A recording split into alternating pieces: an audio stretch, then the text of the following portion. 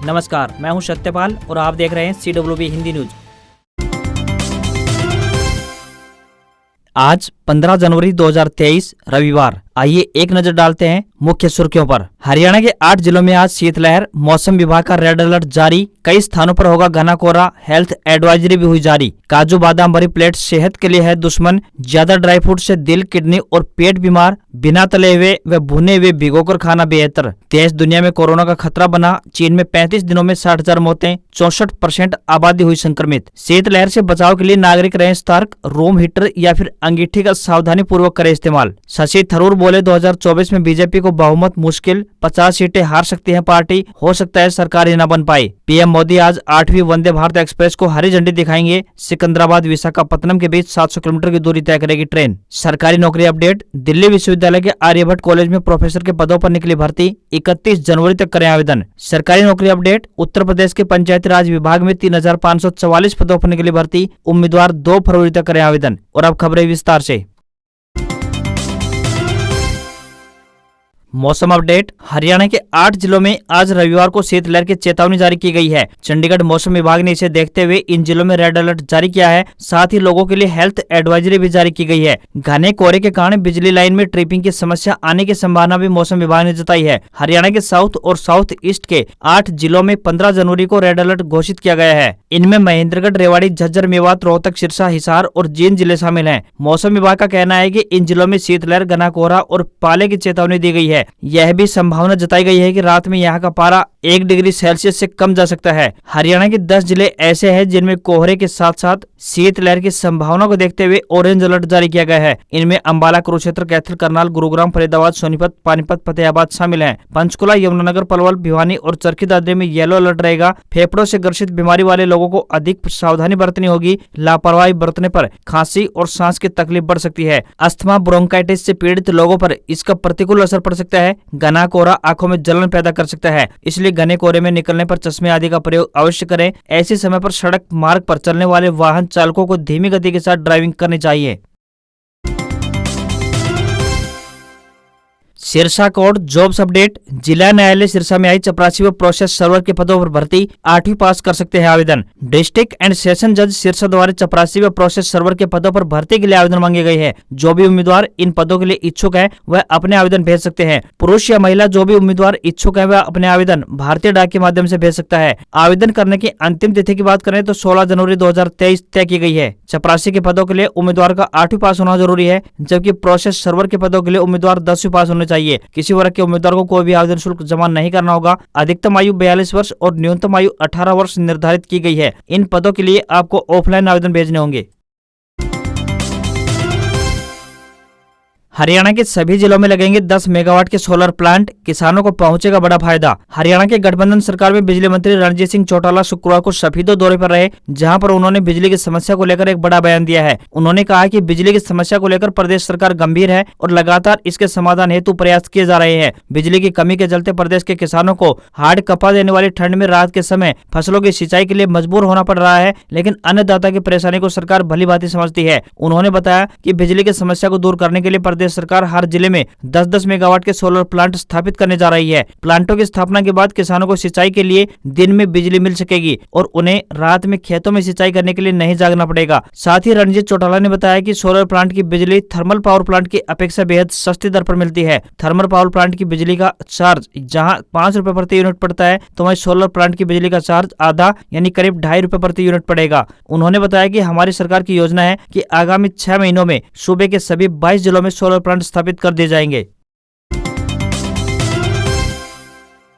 चिराग योजना के तहत अपनी पसंद के प्राइवेट स्कूल में करें पढ़ाई, क्या रहेगी योग्यता, आइए जानते हैं इस रिपोर्ट में। कक्षा 3 से लेकर कक्षा 12वीं के गरीब व जरूरतमंद बच्चों का अपने पसंद के प्राइवेट स्कूल में शिक्षा ग्रहण करने का सपना साकार होने जा रहा है। हरियाणा शिक्षा विभाग द्वारा इसके लिए चिराग योजना की शुरुआत की गई है, जिसके तहत एडमिशन के लिए शेड्यूल जारी कर दिया गया है। शिक्षा विभाग द्वारा इस बारे में सभी जिला शिक्षा अधिकारियों को पत्र जारी किया गया है। विभाग द्वारा जारी पत्र के अनुसार बात करें तो मान्यता प्राप्त किसी भी निजी स्कूल में चिराग योजना के तहत छात्रों का एडमिशन करने बारे में अपनी सहमति विभाग की वेबसाइट पर 31 जनवरी तक दर्ज करवा सकते हैं। निजी स्कूलों यानी प्राइवेट स्कूलों को कक्षा अनुसार सीटों का विवरण भी विभागीय साइट और संबंधित विद्यालय सीटों का विवरण नोटिस बोर्ड पर दर्शाना होगा। इस योजना के तहत अभिभावक या छात्र 15 मार्च से लेकर 31 मार्च तक आवेदन कर सकेंगे। यदि किसी स्कूल में यदि सीटों से अधिक आवेदन प्राप्त होते हैं तो उस स्थिति में एडमिशन के लिए 1 से 5 अप्रैल के बीच ड्रा निकाला जाएगा। जिन छात्रों के अभिभावकों की सालाना आमदनी 1,80,000 रुपए से कम होगी वह इस योजना के तहत निजी स्कूलों यानी प्राइवेट स्कूलों में एडमिशन ले सकते हैं। इस योजना के तहत वही स्टूडेंट पात्र होंगे जिन्होंने पिछले शैक्षणिक सत्र में अपनी शिक्षा सरकारी स्कूलों से उत्तीर्ण की होगी।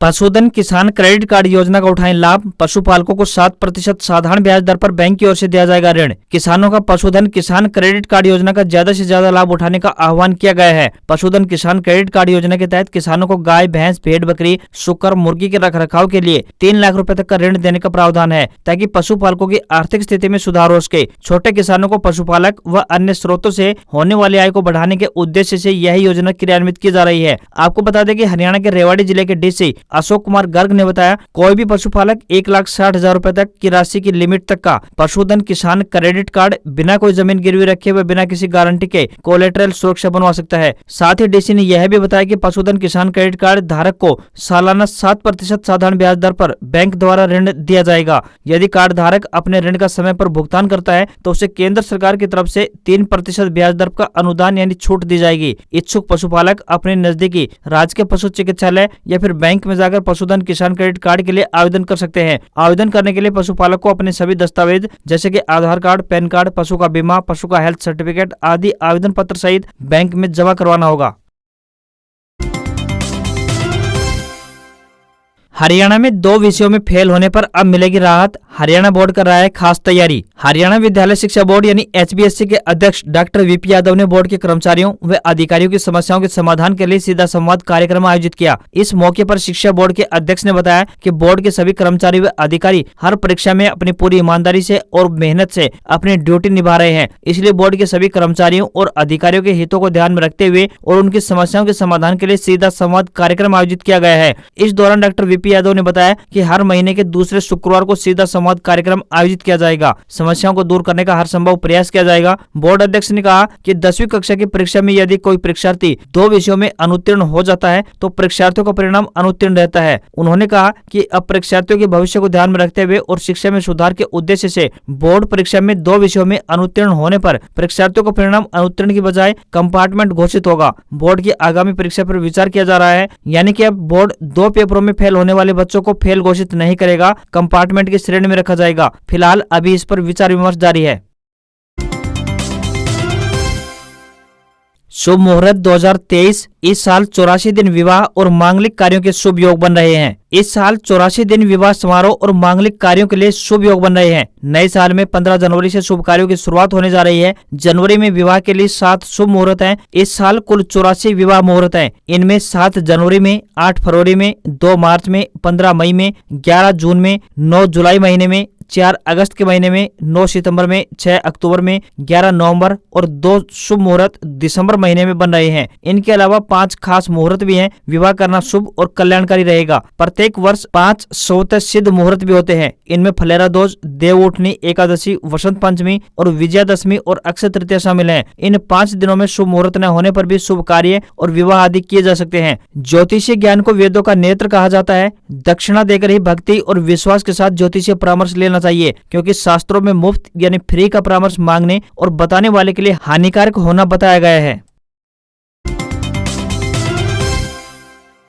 हरियाणा के गृह मंत्री अनिल विज शनिवार को अंबाला में लगाए गए जनता दरबार में फिर एक्शन मोड में नजर आए। कैथल के पुंडरी थाने में कबूतरबाजी के फरार चल रहे आरोपी को थाने में ही 2 मुलाजिमों द्वारा चाय पिलाने की वीडियो महिला फरियादी ने दिखाई तो मंत्री अनिल विज तुरंत भड़क गए और साथ ही तुरंत प्रभाव से दोनों मुलाजिमों को सस्पेंड करने के निर्देश जारी कर दिए। जनता दरबार में कबूतरबाजी मामले को लेकर गृह मंत्री ने कैथल SP को भी कड़ी फटकार लगाई। फटकार लगाते हुए मंत्री अनिल विज ने कहा कि SP साहब, थाने में आरोपी को चाय पिलाई जा रही है और आप कह रहे हैं कि आरोपी मिल नहीं रहे रहे हैं। एसपी साहब, क्या प्रदेश में गुंडे राज करेंगे? मुझे तुरंत कार्रवाई चाहिए। वहीं पानीपत में एम्बुलेंस चालकों द्वारा सिटी थाना एसएचओ इंस्पेक्टर बलराज पर 10,000 रुपए प्रति एम्बुलेंस मांगने के आरोप में मंत्री ने एसपी शशांक कुमार सावन को फोन पर सस्पेंड करने के निर्देश जारी किए। वहीं एसएचओ पर आरोप है कि एम्बुलेंस चलाने के एवज में वे रुपए ले रहे हैं। हरियाणा में निगम चुनाव सिंबल पर लड़ेगी कांग्रेस। मानेसर, गुरुग्राम, फरीदाबाद में चीफ ऑब्जर्वर्स नियुक्त, तो वहीं प्रदेशाध्यक्ष बोले यहीं से सरकार का सफाया। हरियाणा में 3 शहरों में नगर निगम चुनाव को लेकर कांग्रेस ने बड़ा फैसला किया है। कांग्रेस ये चुनाव पार्टी के सिंबल यानी हाथ के निशान पर लड़ेगी। इस बड़े ऐलान के साथ ही राज्य के मानेसर, गुरुग्राम और फरीदाबाद के लिए ऑब्जर्वर्स की तैनाती कर दी गई है। पूर्व मंत्री गीता भुक्कल को मानेसर के लिए चीफ ऑब्जर्वर नियुक्त किया गया है। उनके साथ 4 और वरिष्ठ नेताओं को बतौर ऑब्जर्वर ये जिम्मेदारी सौंपी है। वहीं गुरुग्राम की बात करें तो गुरुग्राम में वरिष्ठ नेता और पूर्व स्पीकर करण सिंह दलाल को मुख्य ऑब्जर्वर नियुक्त किया है। उनके साथ 4 और विधायकों को ऑब्जर्वर की जिम्मेदारी दी गई है। वहीं फरीदाबाद में वरिष्ठ नेता अशोक अरोड़ा को चीफ ऑब्जर्वर और उनके साथ 5 और वरिष्ठ नेताओं को ऑब्जर्वर्स बनाया गया है। प्रदेश अध्यक्ष चौधरी उदयभान का कहना है कि जनता बीजेपी जेजेपी सरकार की कुनीतियों से परेशान हो चुकी है। आज पूरा हरियाणा बेरोजगारी, भ्रष्टाचार, महंगाई, बढ़ते अपराध और नशे की समस्याओं से जूझ रहा है। प्रदेश में आने वाली सरकार कांग्रेस की बनने जा रही है। नगर निगम चुनाव से जनता प्रदेश से बीजेपी जेजेपी का सफाया शुरू करेगी।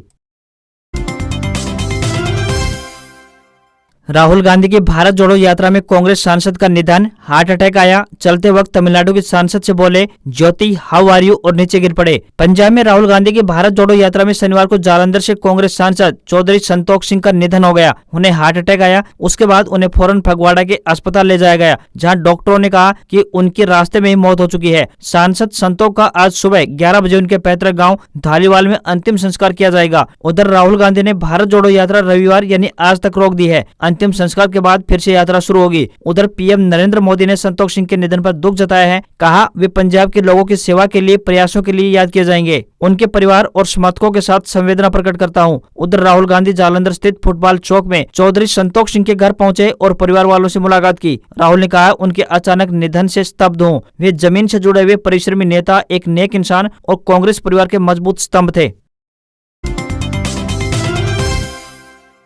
आज से शुरू होगी फ्लिपकार्ट सेल। इन आइटम्स पर मिलेगा 80% तक का डिस्काउंट। आप भी उठा सकते हैं इसका फायदा। फ्लिपकार्ट से रोजाना हजारों लोग शॉपिंग करते हैं। अपने कस्टमर के अनुभव को बेहतर बनाने की दिशा में कंपनी की तरफ से भी समय समय पर कई कदम उठाए जाते हैं। इसी चीज को ध्यान में रखते हुए कंपनी की तरफ से अपनी नई सेल की घोषणा कर दी गई है, जो गणतंत्र दिवस के उपलक्ष्य पर होगी। सेल में ग्राहकों को इलेक्ट्रॉनिक आइटम, स्मार्टफोन और गैजेट पर बम्पर डिस्काउंट दिया जाएगा। कंपनी की Flipkart big saving day sale 15 जनवरी यानी आज से प्रारंभ होने जा रही है, जो कि 20 जनवरी 2023 तक चलेगी। यदि आप फ्लिपकार्ट के प्लस मेंबर हैं तो आपके लिए एक और शानदार डील है। फ्लिपकार्ट के प्लस मेंबर 14 जनवरी की आधी रात से इस सेल का लाभ उठा पाएंगे। फ्लिपकार्ट इस सेल में अपने कस्टमर को स्मार्टफोन, लैपटॉप और अन्य इलेक्ट्रॉनिक गैजेट पर भारी डिस्काउंट देगा। कुछ उपकरणों पर 80% तक की छूट देने का दावा किया जा रहा है। वहीं किचन आइटम्स की बात करें तो 75% तक का डिस्काउंट ऑफर किया जाएगा।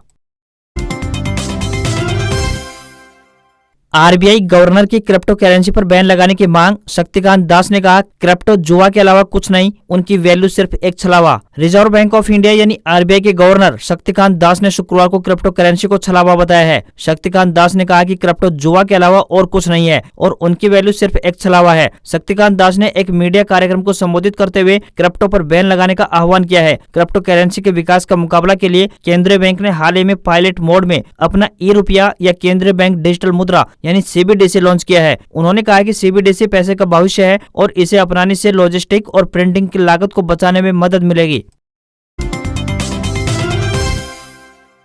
लेनोवो का पहला 5G Android tablet launch. Lenovo tab P11 5G की शुरुआत की कीमत 29,999 रुपए। US based consumer electronic firm Lenovo ने भारत में अपने प्रोडक्ट पोर्टफोलियो को एक्सटेंड किया है। कंपनी ने देश में अपना पहला 5G एंड्रॉइड टैबलेट लॉन्च कर दिया है। लेनोवो ने अपने इस टैब P11 5G के रूप में डब किया है। यह device Qualcomm Snapdragon 750 5G processor पर चलता है और यह 11 इंच के डिस्प्ले से लैस है। लेनोवो टैब P11 5G को 2 स्टोरेज ऑप्शन में पेश किया गया है। इसके 128 GB स्टोरेज वेरिएंट की कीमत की बात करें तो 29,999 ₹999 रखी गई है। वहीं टैब की 256 GB स्टोरेज वेरिएंट की कीमत 34,999 रुपए रखी गई है। इस टैबलेट को अमेजन और ऑफिशियल लेनोवो स्टोर से खरीदा जा सकता है। यह टैबलेट JBL पावर्ड स्पीकर और डोल्बी एटमॉस सपोर्ट के साथ आता है। लेनोवो टैब P11 5G में 7700 mAh की बड़ी बैटरी दी गई है। इसमें 20 वाट का चार्जिंग अडेप्टर भी मिलता है। डिवाइस में 12 घंटे तक का प्लेबैक टाइम होने का दावा किया गया है। साथ ही टैबलेट में ब्लूटूथ 5.1, वाईफाई 6 और USB-C टाइप 3.2